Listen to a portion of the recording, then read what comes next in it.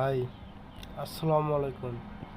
সবাই কেমন আছেন? আলহামদুলিল্লাহ, সবাই ভালো আছেন নিশ্চয়ই। তো একটা কথা বলার জন্য আপনাদের কাছে আসলাম। সেটা হচ্ছে নারায়ণগঞ্জ শহরে হাজীগঞ্জ বাজার রেললাইন সংলগ্ন এলাকায় একটা মসজিদ আছে। এই মসজিদের ঈদের নামাজ প্লাস এই মসজিদের কিছু জায়গা জমি দখলদারি, বেশ প্রভাবশালী দখলদারি লোকজন দখল করে নিয়েছে এবং তারা তাদের মতন করে ব্যবহার করতেছে।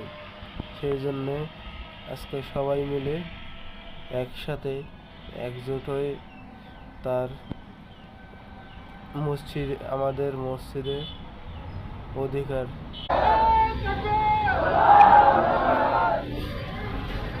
আসসালামু আলাইকুম। মুসলিম আকরাম, আমার এলাকাবাসী, অন্তত পরিতাপের সাথে আমি বলতে হয়, আজকে আমরা ৬০-৭০ বছর ধরে দেখতেছি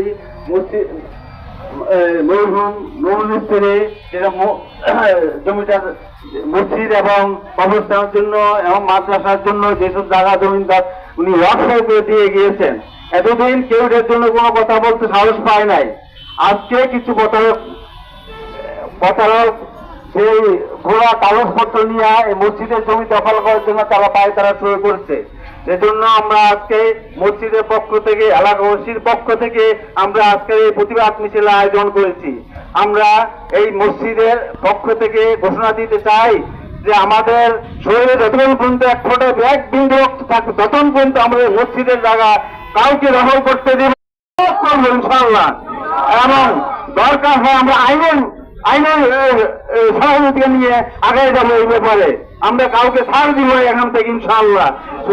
আপনারা সবাই আছেন আমাদের সাথে? আল্লাহু আকবার, নারায়ে তাকবীর, নারায়ে তাকবীর। অসংখ্য ধন্যবাদ আপনাকে। এই বলে আমি আজকে বক্তব্য শেষ করছি।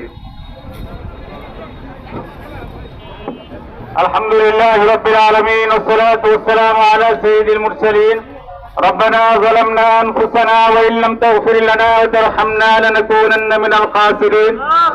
رب العالمين, তোমার প্রিয় বান্দারা কঠিন রোদের মধ্যে সবকিছু উপেক্ষা করে মসজিদের স্বার্থে রাস্তায় দাঁড়িয়েছে। আল্লাহ, মেহেরবানি করে আমাদের সবার গুনাহগুলো মাফ করে দাও। ইয়া আল্লাহ, আমাদের মা বাবা আত্মীয় স্বজন সবার গুনাহগুলো মাফ করে দাও। ইয়া আল্লাহ, দ্বীনের জায়গা, মসজিদের জায়গা, মাদ্রাসার জায়গা